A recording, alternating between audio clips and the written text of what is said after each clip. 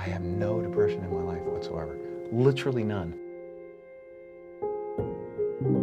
You're supposed to say, you know, we're important, and you're supposed to say, it's all going to be all right, and you're supposed to say, whatever you dream can come true, and you're supposed to say all those things. I do believe in manifestation, power of that kind of stuff, but I don't believe that any of it matters. This mattering is to me a human construct.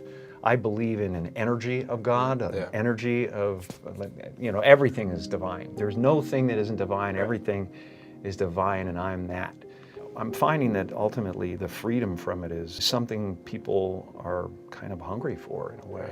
They're like, I don't want to be me either.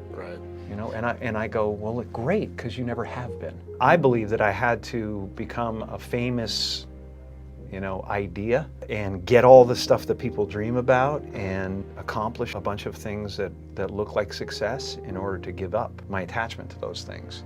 It's been a part of the evolution of ego, is spend your first half of your life acquiring and adding, thinking you can add to yourself. I mean, it looks great when you got a cool car and you got nice clothes and you've done something that people admire, but it can never fulfill you. You can never be happy. It's not where happiness comes from. And you know, I dealt with depression a few years ago, and people still think, well, he's going through, you can tell he's depressed. And it's not. I have no depression in my life whatsoever. Literally none. I have sadness and joy and elation and satisfaction and gratitude beyond belief. But all of it is weather, and it just spins around the planet. You know, it doesn't sit on me long enough to kill me. So a friend of mine who's a spiritual teacher has a really good take. His name is Jeff Foster, and his take on it is that you should think of the word depressed as deep rest. Deep rest. Your body needs to be depressed. It needs deep rest from the character that you've been trying to play. Great and powerful Oz. I'm the great and powerful Oz. How dare you come near me?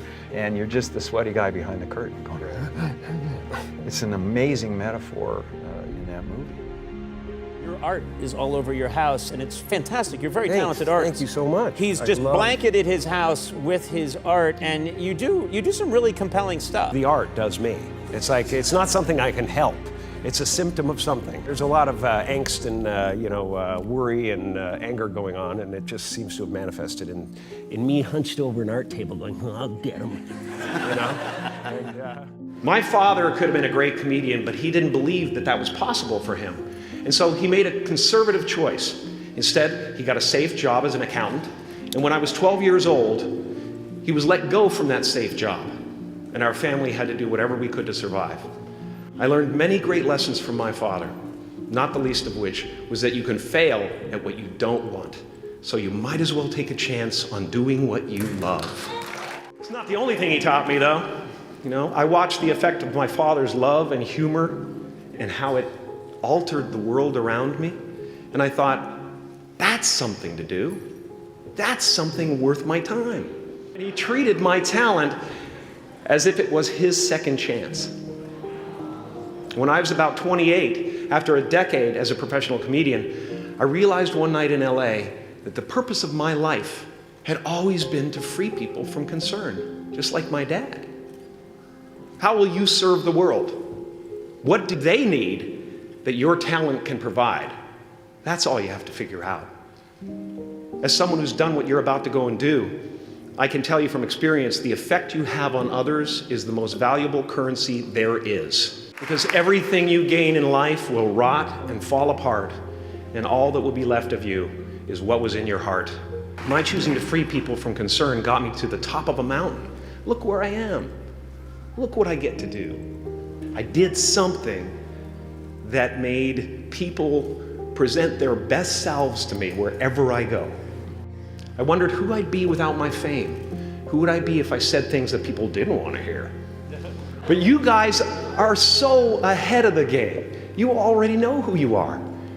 And that peace that we're after lies somewhere beyond personality, beyond the perception of others, beyond invention and disguise, even beyond effort itself.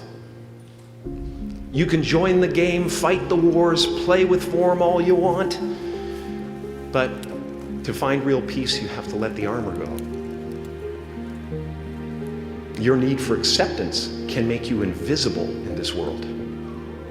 Relax and dream up a good life.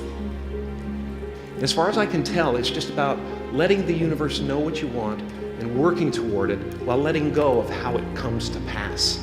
Your job is not to figure out how it's going to happen for you, but to open the door in your head. And when the door opens in real life, just walk through it. And don't worry if you miss your cue, because there's always doors opening. They keep opening. And when I say life doesn't happen to you, it happens for you, I really don't know if that's true. I'm just making a conscious choice to perceive challenges as something beneficial so that I can deal with them in the most productive way. You'll come up with your own style. That's part of the fun. You will only ever have two choices, love or fear.